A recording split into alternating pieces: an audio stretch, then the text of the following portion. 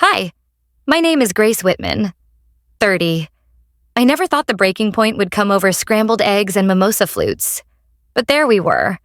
My sister Lily, radiant as ever in her ivory wrap dress, holding court at our family brunch like she always did, while I stirred my coffee and tried not to disappear.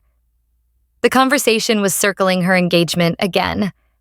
Her ring caught the sunlight like a spotlight, as if it were demanding attention every time she waved her hand, which was often. Everyone was laughing. Dad had just made some weak joke about how he'd need to remortgage the house to afford Lily's wedding, and Mom chimed in with a too loud, "Well, it's not like Grace is racing down the aisle anytime soon." The laughter that followed wasn't cruel exactly, just casual, the way people laugh when they've been trained to. I smiled thinly and sipped my coffee, swallowing everything I wanted to say.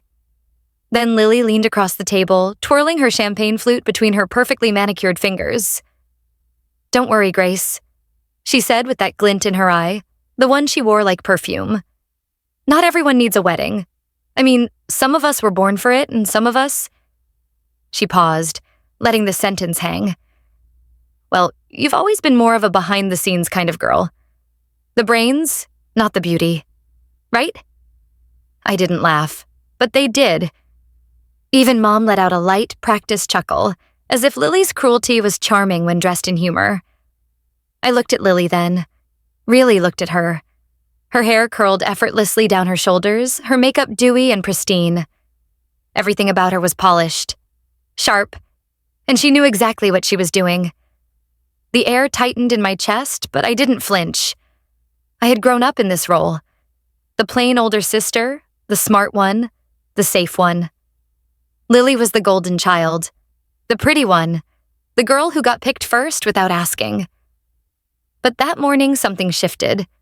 Something cracked deep inside the part of me that always forgave her. I set my coffee down gently. The mug didn't even clink against the saucer. I looked at her, nodded slowly, and smiled. "Right," I said, voice even. "I guess we all have our strengths." She beamed, satisfied, unaware that the spark had already been struck. No one noticed the change in me. Not then. But I felt it burning in my ribs all the way home. The insult was nothing new, but the way it landed this time, like an ember on dry brush, told me everything I needed to know. I wasn't going to swallow it anymore. And as I drove past the edge of town, the sign for Whitestone Vineyard caught my eye. Lily's dream venue. The one she hadn't shut up about for weeks. I slowed down, staring at its grand gates through the windshield, and for the first time in my life, I didn't feel small. I felt dangerous. I used to believe being the older sister meant something, that I had a duty to be patient, to be kind, to lead by example. But that belief faded slowly over the years, eroded by every eye roll, every backhanded compliment, every time Lily walked into a room and I became invisible. She was 3 years younger, but had always acted like I was the extra in her movie. Growing up, she got the compliments at family dinners. "Lily, you're stunning. You should model." Me? I got, "Grace, you've got such a lovely personality." They meant well, but those words are like polite daggers. They cut, just slow enough for you to smile while you bleed. Lily never had to try. The world handed her things. Popularity, charm, beauty. She wore confidence like a second skin, and if she ever doubted herself, she never showed it. I admired that about her once. Until I realized most of it came from standing on top of people like me. I think what hurt most was how easy it was for her to make me feel less. How she could weaponize a smile, twist a sentence into a shiv. And it wasn't always blatant. Sometimes it was small. Like when she forgot to tag me in the photo we took together because I blinked weird. Or when she'd introduce me at parties as her super smart sister, always with a laugh. Always as if it was something unfortunate. Like intelligence was a flaw I couldn't quite scrub off. Even in adulthood, she kept the crown. When she got her job in fashion marketing, it was all over Instagram. I'd just earned a promotion at my architecture firm, but the only people who noticed were my coworkers and my cat. And then came Daniel, the fiancé. Handsome, well off, and so perfectly tailored to Lily's Pinterest life aesthetic that he barely seemed real. They got engaged after 6 months. She posted a photo of the ring, captioned, "When you know, you're our luckiest girl." I didn't even get a call. Just the post, buried between an influencer's smoothie bowl and an ad for teeth whitening strips. Mom called me the next day, giddy. "Isn't it wonderful? Lily's finally found her forever." It didn't occur to her to ask how I felt. Why would it? I told myself I was fine, that I didn't care, that I'd rather build something permanent, skylines and blueprints, than chase something fragile like attention. But the truth is, I cared. I cared more than I wanted to admit. Because there's something about watching someone else get praised for all the things you were never allowed to be that leaves a hollow ringing in your chest. And when Lily called me the ugly one at that brunch, she didn't know she was cracking the final seam. She didn't know the sister who used to swallow every insult had finally decided to sharpen her own teeth. But she would. Soon.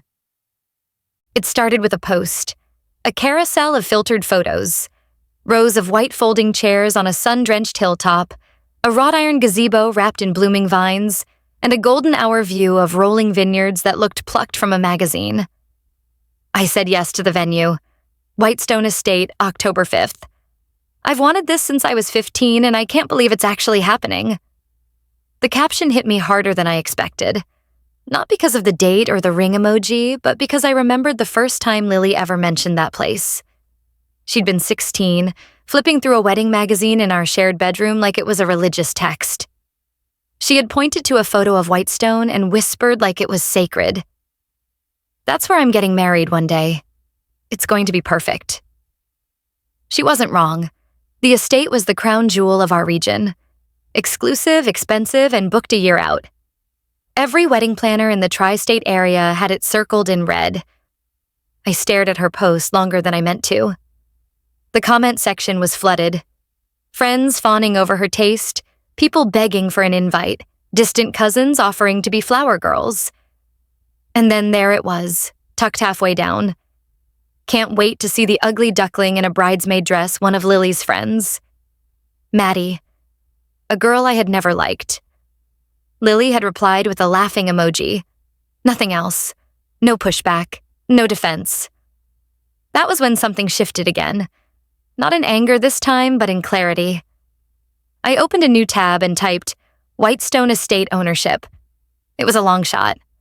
A fantasy, really. But the link led to an investment portfolio. Then another, and another.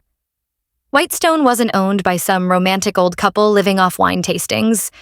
It was part of a hospitality group, and they were selling. Quietly, but selling. I clicked through every page, read every line. The listing had been posted 2 months earlier. High 7 figures, steep, but not impossible. I hesitated for exactly 30 seconds before making a call. The man on the other end was brisk, professional. "We're accepting discreet offers. You'd need proof of funds and serious intent." I opened another browser and logged into the trust account my godmother had left me after her passing.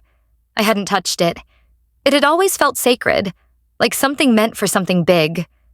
Turns out, revenge counts. "I'm interested," I told him. "Send me the paperwork." I ended the call and sat in silence, my heart pounding. Lily had dreamed of that venue since we were teenagers. She had built a vision board around it, written it into her fairy tale like a guarantee. And now I was going to take it from her. Not out of pettiness, not out of spite, but because I finally could. 2 weeks after Lily's venue announcement, we were all at our parents' house for Sunday dinner. Roast chicken, candles, matching napkins. Mom's version of casual always looked like a Pottery Barn catalog. Lily arrived late, glowing as usual, Daniel at her side and a wedding binder in her hand like it was an accessory. Okay, she said, taking her usual seat across from me. "I have to show you all the mood board for Whitestone." She said the name like it belonged to her, like it had always belonged to her. I listened in silence as she passed around color palettes and floral arrangements. terracotta and dusty rose, gold cutlery. "I want a harpist for the ceremony," she said, flipping the page. "And live jazz for the reception, not a DJ. I want elegance." Dad whistled low. "You sure know how to spend my money, sweetheart." She grinned. "Don't worry, Daddy. Daniel's covering most of it." Daniel gave a sheepish smile. "It's worth it. She's only doing this once." That's when Lily turned to me. The smile didn't leave her lips, but I could feel the target lock. "You'll be a bridesmaid, of course," she said sweetly. "I've already picked a dress that'll flatter everyone's body type." She held my gaze just long enough for the insult to bloom. I didn't respond. I just took a sip of wine and let her continue. "Oh, and no offense," she added, her voice a little too loud. "But let's be honest, Grace.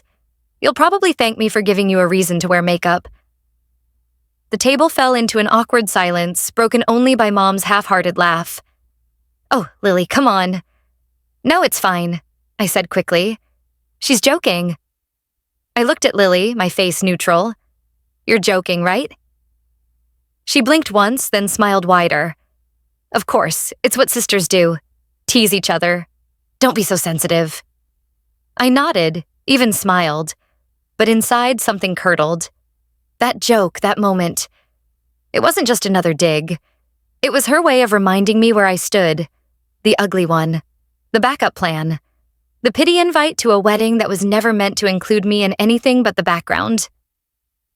Later that night, after dishes were cleared and Daniel helped Lily with her coat, I stood by the front window and watched them walk to their car.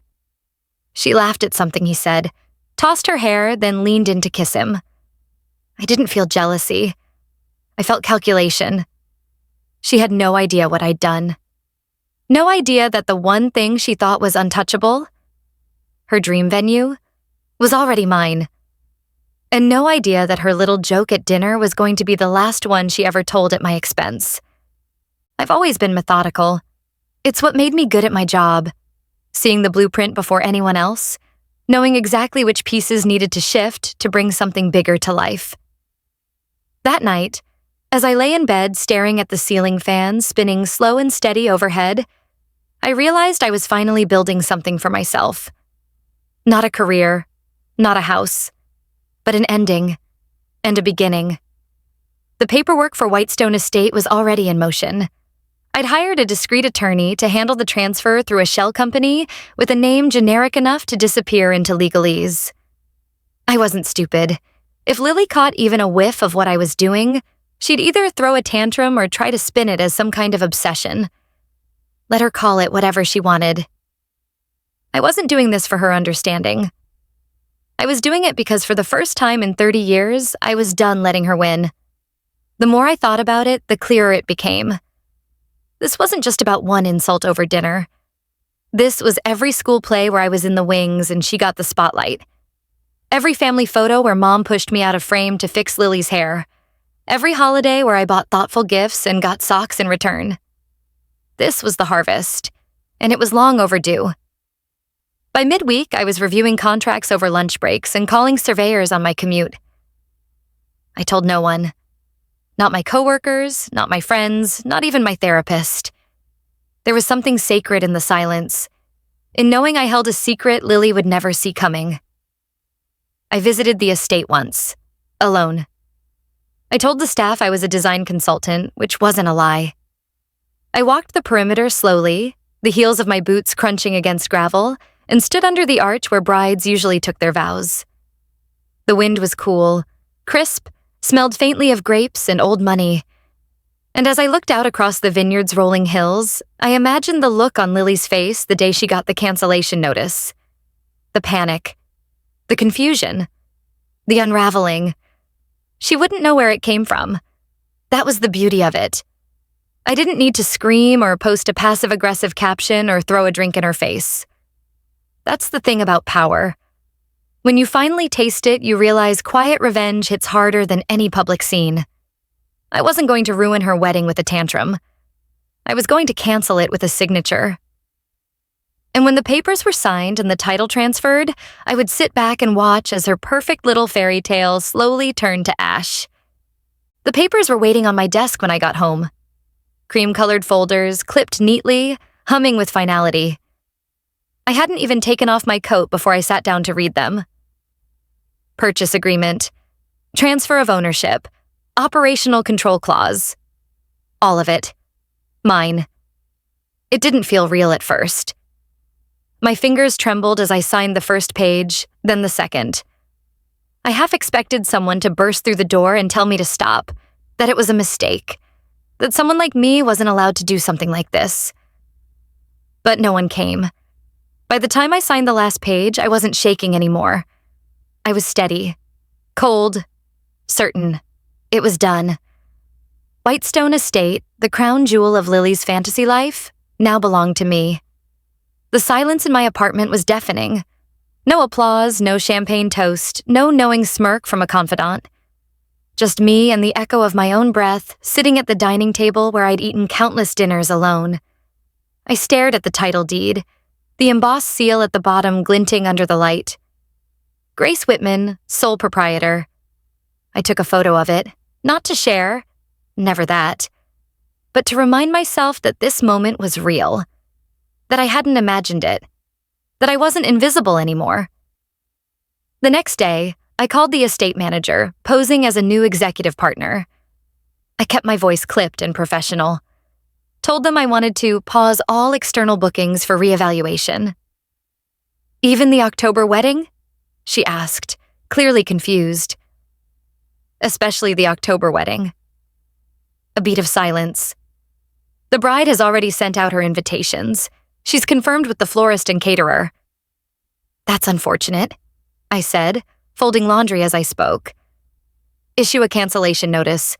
Refund the deposit in full. No exceptions. She didn't argue, just said she'd take care of it. When I hung up, I felt it settle deep in my bones. Not glee, not relief. Something quieter, heavier, like vengeance wearing silk gloves. That night, Lily posted an Instagram story of her trying on wedding gowns. The caption read, "Everything's falling into place." I watched it once, then again. Her smile beamed, filtered, and polished, but I saw it now for what it was, a mask. She had no idea the rug was already gone from under her feet, and I had no intention of catching her when she fell. By the end of the week, I started checking her Instagram stories like clockwork. Not out of curiosity, but because I needed to see it happen. I needed to watch the slow unraveling. The first clue was subtle, a muted post, just a boomerang of Lily's coffee next to a closed laptop, captioned, "Too much on my plate," harmless on the surface. But I knew her tells. She was the type who only posted joy, perfection, filtered versions of her life carefully curated for praise. The next day, she uploaded a photo of her and Daniel standing in front of a floral arch that wasn't Whitestone's. Venue shopping. Again? The comments poured in. Wait, what happened to Whitestone? Didn't you already book the dream spot? Girl, what's going on? She didn't respond. That was how I knew something had cracked. I got the email forwarded from the estate staff the following morning. A frantic message from Lily's wedding planner. She was devastated, confused, blindsided by the venue's sudden change in ownership. She asked, begged really, if there was any way to reverse the cancellation. I gave one instruction to my lawyer. No response. Let her spiral. Let her pace her overpriced apartment. Call every planner in the region. Demand explanations from people who had none. I imagined her on the phone with Daniel, her voice shrill, her hand probably clenched in her hair as she shouted about how this was supposed to be perfect. She had no idea perfection had a paper trail. At our next family dinner, she looked tired.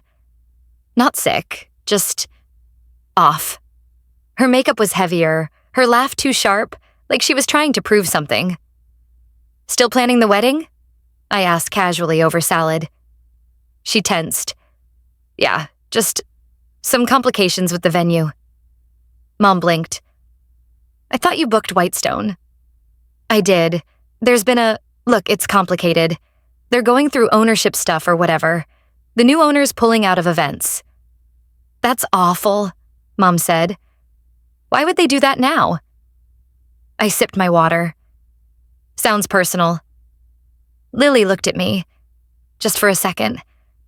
Something passed between us. A flicker of suspicion, like she could feel the shape of the knife but hadn't found the wound yet. I didn't blink. Didn't flinch. Anyway, she said, voice strained. We're figuring it out. I nodded and smiled. I'm sure you are. She didn't speak to me the rest of the night. That was the thing about Lily. She only knew how to fight in public, where people could cheer her on. But I wasn't playing that game. I'd already won before she even realized we were at war. And now? I was just watching her drown, while holding the lifeline out of reach. The save the date card arrived in a blush pink envelope with a wax seal stamped in gold. It was hand-lettered, pearlescent, and over-designed. Just like Lily.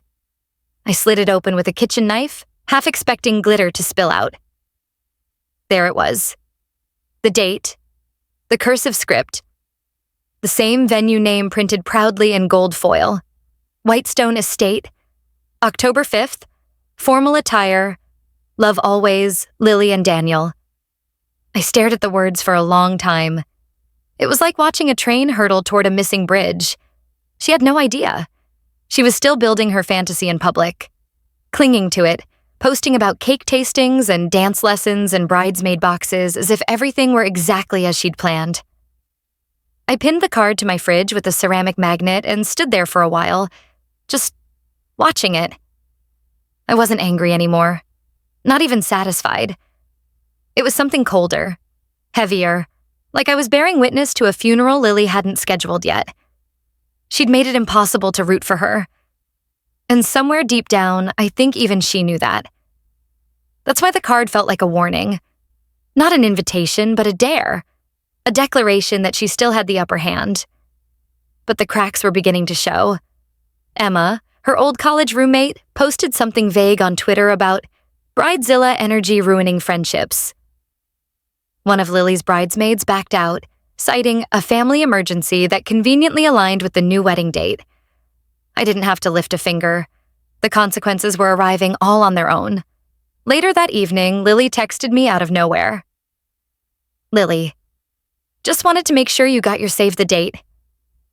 Lily, I know you're not used to events like this, LOL, but I hope you can make it. I stared at the screen, debating whether I should reply. Then I did. Me. Got it. It's lovely. Hope it all works out. I could practically hear her chewing her lip. She knew I never used the word lovely. It wasn't a compliment. It was a mirror, just reflective enough to make her squint. The next day, she posted a story of the save the date board she made for her wall.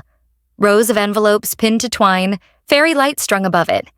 The caption said, "Manifesting the most magical day." It made me laugh, not because it was funny, but because she had no idea how fast that magic was unraveling. And I was just getting started. It was supposed to be a simple dinner. Just the four of us. Me, Lily, our parents, and what Mom called a little pre-wedding toast. We met at a sleek new restaurant downtown, all dim lights and overpriced small plates. Lily arrived late again, draped in a cream coat that probably cost more than my rent, acting like she was doing the room a favor by walking into it. Sorry, she sang, sliding into the seat next to Mom. Daniel had a dinner thing with his partners, so it's just me tonight. But you know, what bride doesn't love all eyes on her? No one laughed. Dad cleared his throat, waved over the waiter. Lily didn't notice the silence. She never did. The conversation was the usual. How the florist was not listening, how she might fly to Paris for a last-minute dress fitting if the budget allowed. I kept my mouth shut. My wine glass stayed full. Then, halfway through dessert, it happened. Lily put down her spoon and looked at me, her eyes sparkling in that way she did right before drawing blood. "Grace?" she said, smiling sweetly. "I've been meaning to ask. Have you decided what you'll wear to the wedding?" I just don't want you feeling out of place. It's formal, and I know your style's more sensible. I blinked. Just once. She wasn't done. I mean, no offense, but you know how photographers are. Harsh lighting can really bring out certain features. I just want you to feel confident.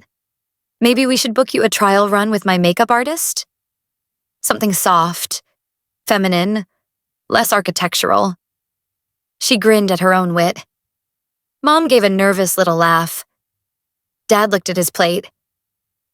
And I smiled. Full, steady, the kind that made her blink. That's thoughtful, I said. But I think I'll be fine. I've always believed real confidence isn't something you can contour on. Lily stiffened for half a second, but she masked it with a sip of wine. She didn't know, of course. She had no idea the venue she kept bragging about was already off the table, that the photographer she'd placed a deposit on would be canceling next week, that her big day was balancing on a wire she couldn't even see. But she'd know soon. And this dinner, this smug little performance, would be the last moment she got to feel untouchable. As we stood to leave, she leaned in and whispered in my ear, "Don't embarrass me, okay?" I turned my head, met her eyes dead on. "I won't. That's your job." Then I walked out, heels echoing behind me, the night air sharp against my face. Her words used to bruise. But now they just bounced off. Because when you hold the match, you don't flinch at the smoke. It was a Tuesday morning when I got the text from my lawyer. 3 words. All confirmed. Effective today. I was sitting at my desk, sipping lukewarm coffee and reviewing floor plans for a high-rise downtown, but suddenly none of it mattered. The venue was officially mine. The previous bookings, including Lily's, had been voided. The staff had been instructed. Refunds processed. There would be no wedding at Whitestone Estate. Not for her. That same afternoon, Lily called me. The name flashing on my phone made my stomach twist. Not from nerves, but from anticipation. I let it ring. Let it go to voicemail. Let the moment breathe. Then, an hour later, a group message lit up with frantic energy. Lily. Does anyone know anyone at Whitestone? Lily. They just called. Something about new management canceling all events? Lily. This has to be a mistake. I signed contracts. I paid. Silence. Then, Mom. Oh no. Honey, that's terrible. Are you sure it's legit? Dad. I'll make some calls. There must be a workaround. Me. That's awful, Lily. Did they say why? She responded to everyone but me. Later that night, she left me a voicemail. Her voice tight, stretched, like she was trying not to cry or scream. Hey, Grace. I don't know what's going on, but Whitestone canceled our date. Out of nowhere. No explanation. I've been planning this for months and now it's all gone. I don't know what to do. If you hear anything at all, can you let me know? There it was. The crack. I replayed it 3 times. Not because I needed to, but because I could.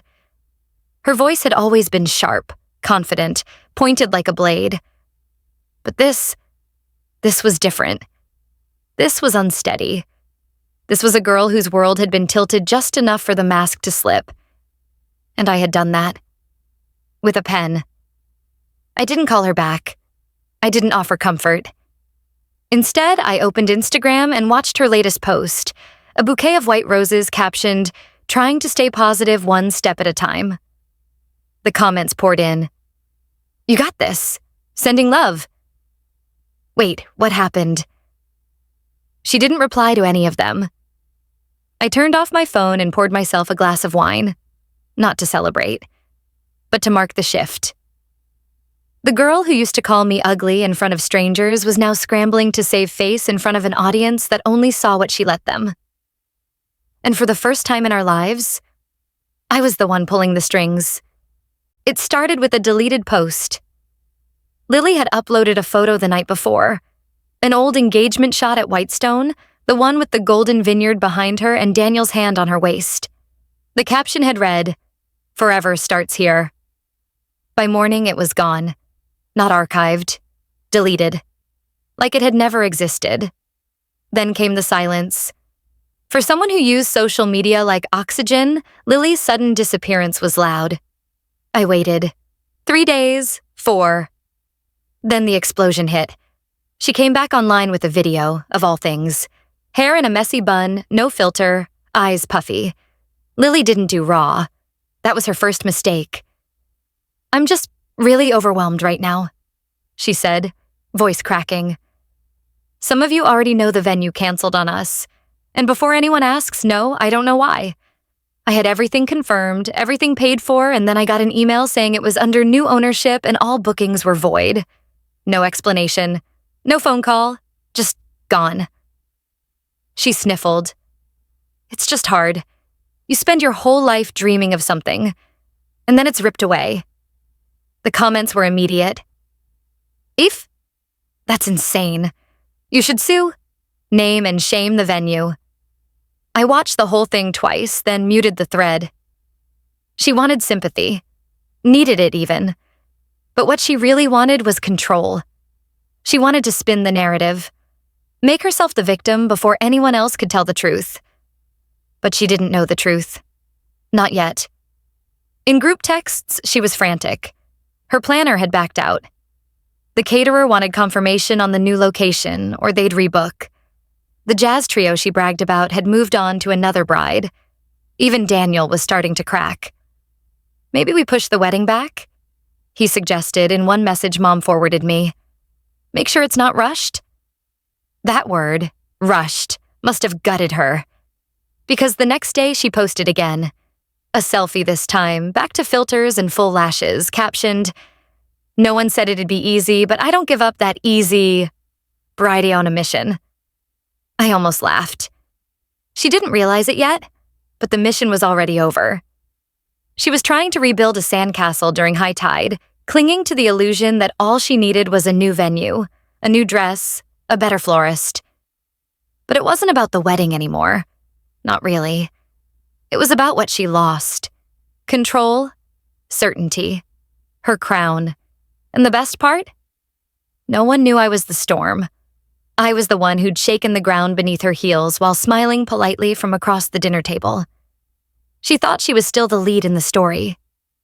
She didn't realize the villain had been standing next to her all along. Quiet, composed, and finally holding the script. The phone call came at 10:46 p.m. I let it ring twice before answering. "Hello?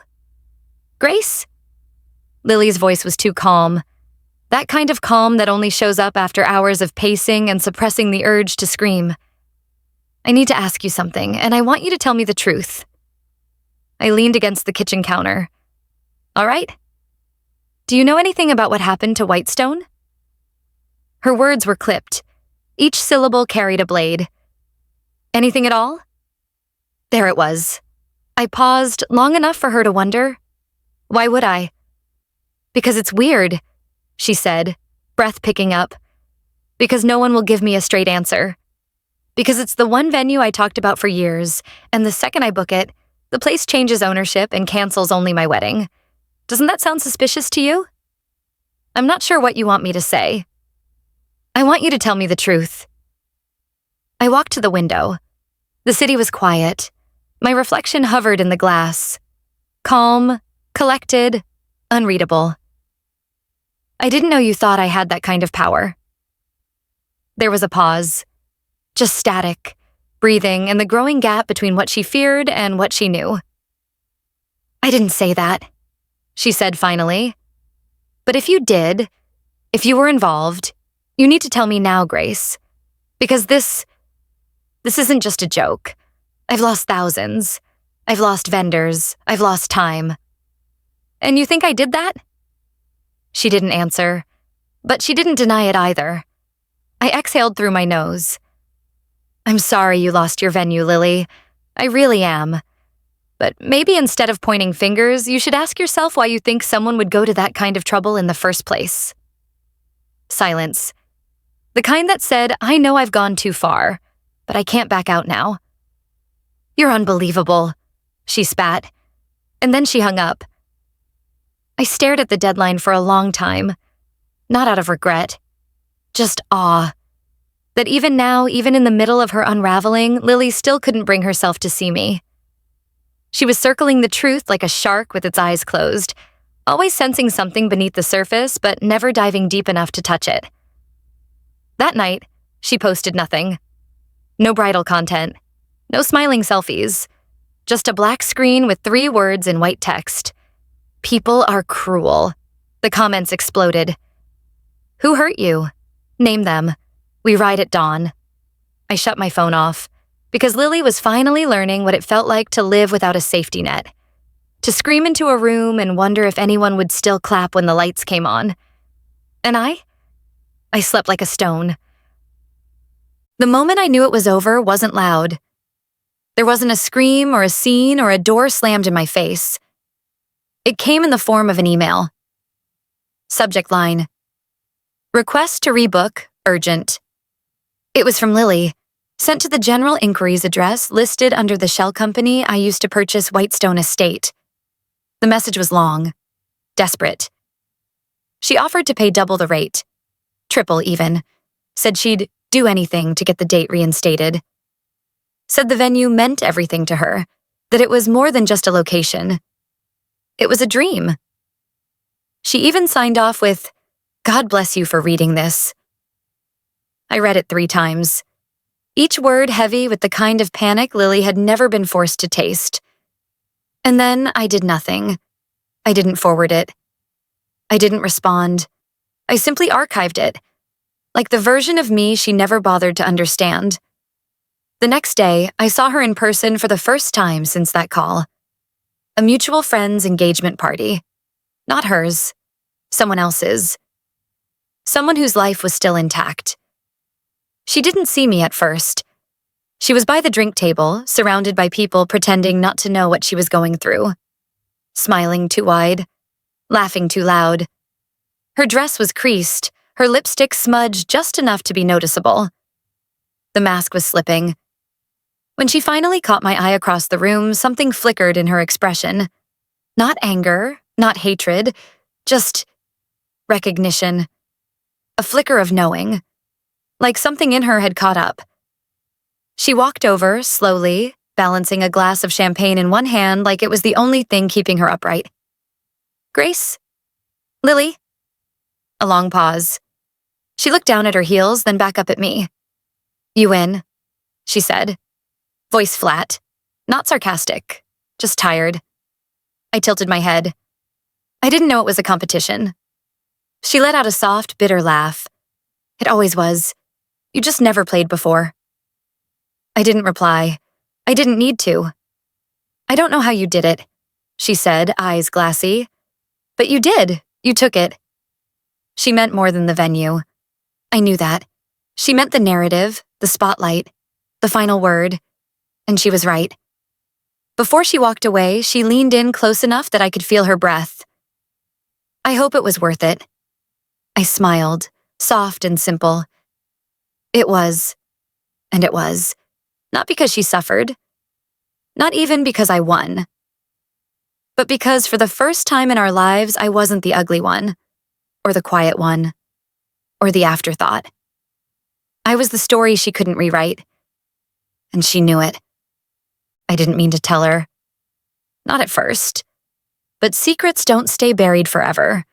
Not the ones that hum beneath your skin, warm and pulsing, begging to be spoken just once. Not when the person you've outplayed finally looks you in the eye and sees you. Really sees you. It was 2 weeks after the party. I was leaving the office late, walking through the parking garage when I saw her by my car. Arms folded, eyes shadowed, mouth tight. She didn't look angry anymore. Just exhausted. "You bought it, didn't you?" she said. No hello. No preamble. "Whitestone." I didn't answer right away. I didn't have to. I asked around. She said, stepping closer. "Daniel's uncle works in real estate. He did some digging after things fell apart. The LLC that owns Whitestone was formed 4 months ago. The trail leads back to a lawyer in your city.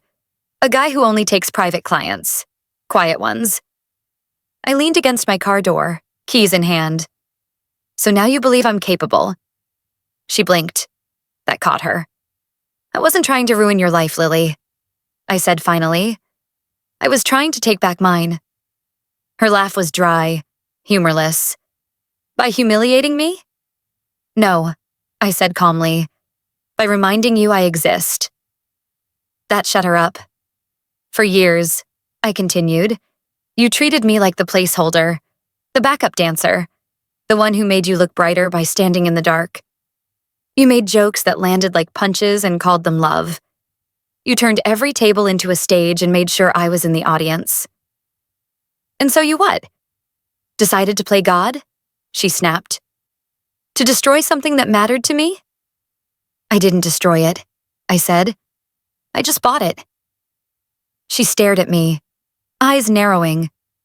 You really think you're better than me now? I shook my head. Number, I just don't care anymore. The silence after that was brutal. Honest. She had no more lines rehearsed, no comebacks, just breathing. I loved that place, she whispered. I know. I planned everything around it. I know. I would have let you be maid of honor. I met her gaze. You never planned to. She didn't deny it.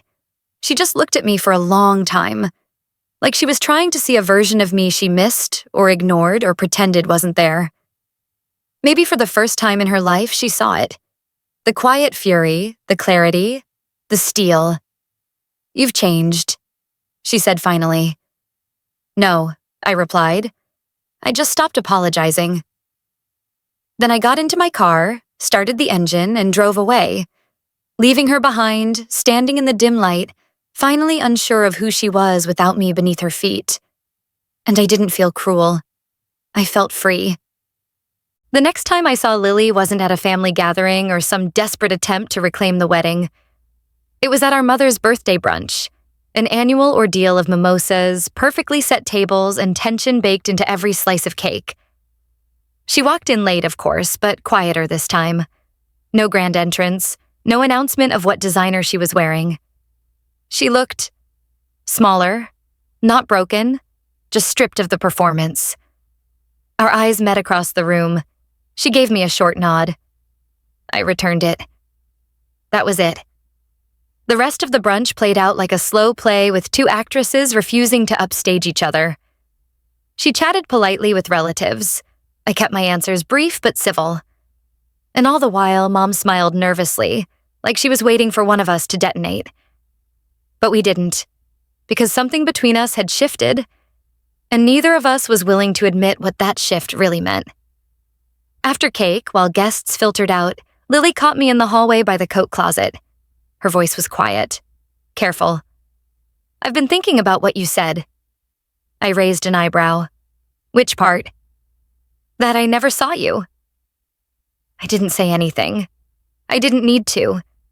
Her pause filled in the silence. You're right. I didn't, she said, not looking at me. And not because I didn't care, because I thought you'd always stay in the background, like it was your role, and I needed that. It wasn't an apology, not exactly, but it was the closest thing to accountability I'd ever heard from her lips. I nodded slowly. And now? She let out a shaky breath. Now I don't know who I am without that. That landed heavier than I expected. I leaned against the wall and folded my arms. Maybe that's the point. Maybe it's your turn to figure that out. She finally looked up. Her eyes weren't angry, just tired, human. Are we done hating each other? She asked. I let the question hang. Then, I never hated you. I just stopped letting you write my story. She didn't reply. She just gave me a look I'd never seen from her before. Not pity, not condescension, just recognition. As if she finally saw the woman standing in front of her, not the shadow she'd been leaning on for 30 years. We left it at that. No hugs, no tearful resolution, just the quiet understanding that something had ended and something else had begun. And for the first time in my life, I wasn't the supporting character in Lily's drama. I was my own plot twist, and I had already turned the page. It's strange, isn't it? How people only call you a villain once you stop playing by their rules. Lily doesn't mention me much anymore, at least not directly. But I've heard the whispers, from mutual friends, from the few who stuck around after her bridal empire collapsed. She tells the story differently now, of course. Says she was blindsided by sabotage. Says someone close betrayed her. That she never saw it coming. She's not wrong, but she's not right either. Because villains don't operate in the shadows. They just live in the parts of your story you refuse to examine. The parts that hold a mirror to your cruelty and ask, "What did you expect?" I didn't destroy her life. I interrupted the fantasy. She wanted a perfect wedding, a stage, an audience, an Instagram carousel of curated joy. And she wanted me to smile quietly in the background like I always had, dressed in beige, holding her train, clapping on cue. But not this time. This time I took the spotlight. Not with glitter or applause, but with power, with a signature, with a plan she never saw coming. And when the dust settled and the flowers wilted and the guest list fell apart, I didn't offer a tissue or a rescue line. I offered silence. Because that's what happens when the story you've built on someone else's silence finally collapses. Now, when people ask me about the wedding that never happened, I shrug, smile, change the subject. Not because I regret it, but because I don't owe anyone the ending they expected. Lily went on to rebook a smaller venue. The wedding was beautiful, I'm told. Less grand, less curated. She didn't invite me. I didn't need the invitation, because I wasn't the maid of honor anymore. I was something far more powerful. I was the plot twist. The shadow in the aisle. The woman in the mirror. The one who reminded her that the story doesn't always belong to the prettiest girl in the room. Sometimes it belongs to the one she underestimated. And if that makes me the villain in her story, so be it. At least now, I have a name in the credits.